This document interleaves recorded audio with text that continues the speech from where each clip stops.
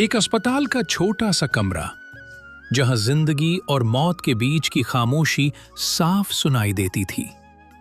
उस कमरे में दो बुजुर्ग मरीज भर्ती थे।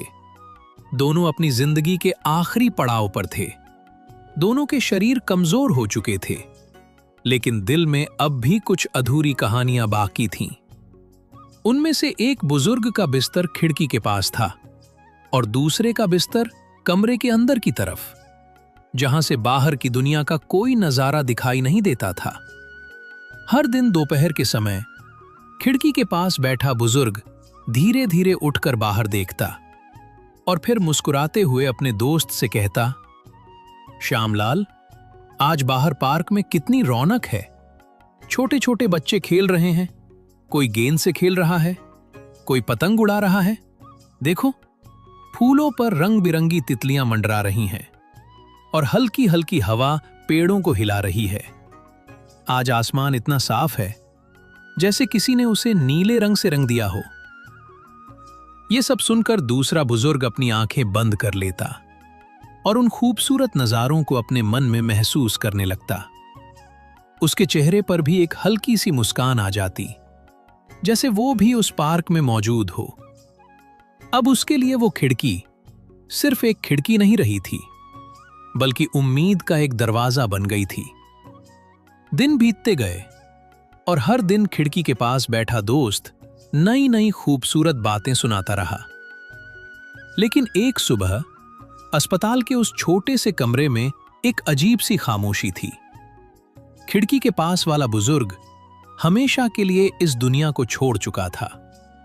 कमरे में अब सिर्फ एक ही मरीज बचा था।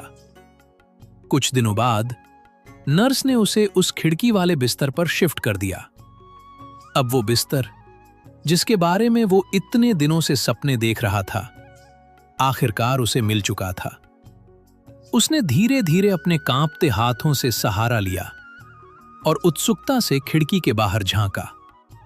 उसे लगा आज वो भी वही खूबसूरत नजारे देखेगा जिनके बारे में उसका दोस्त रोज बताया करता था।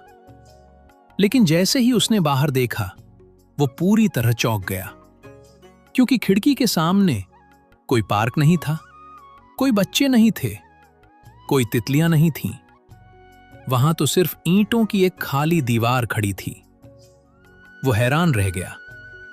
उसने तुरंत नर्स को बुलाया और पूछा, नर्स, मेरा दोस्त तो यहां से इतने सुंदर नजारों की बात करता था।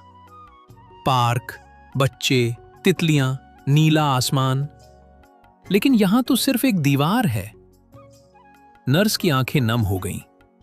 उसने धीरे से कहा, वो खुद भी कुछ नहीं देख सकते थे, क्योंकि उनकी आंखों की रोशनी जा चुकी थी। कुछ पल के लिए कमरे में सन्नाटा छा गया।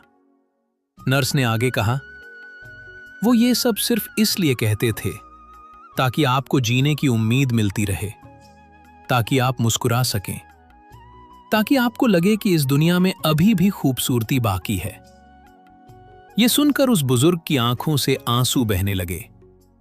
उसने पहली बार महसूस किया कि सच्ची दोस्ती क्या होती है।